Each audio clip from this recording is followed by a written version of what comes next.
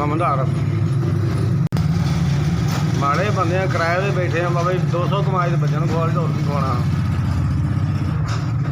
बड़ा बजा 300 बजे का मन दुध विकया तो 400 रुपये बजता छापर लाने ने पत्ती मिठा लाना है शाम की बजता हूँ साल हो गए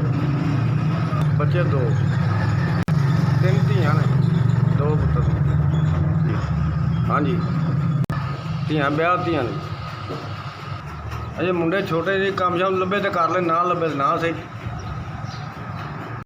ये 3000 रुपया जी धियां व्याहियां ने मंजी बिस्तरा ही दिता होर ना कोई एडे जे ही देने वाले तो ना सौखे हाँ समझाइए अपना वक्त पास कर दियां ने अपने घर बेचारियां भी जाकर फर्ज अदा किए ने अपने ते पुत्र ने वो अजे हौले ने जी मियाँ बीवियाँ 2 बच्चे ने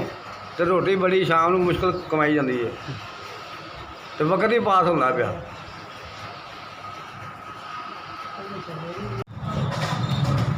4000 ठीक है जी कारोबार ला तुहानू चोखा दे तो मेहरबानी तुहाडी बड़ी बड़ी आई तो दुआ भी देने बाबा जी अल्लाह तुहानू चोखा दे 4000 तुहां भेज दिता SBS बड़ी मेहरबानी तुहां माड़े बंदा ख्याल किया 4000 रुपया तुहां मनाद की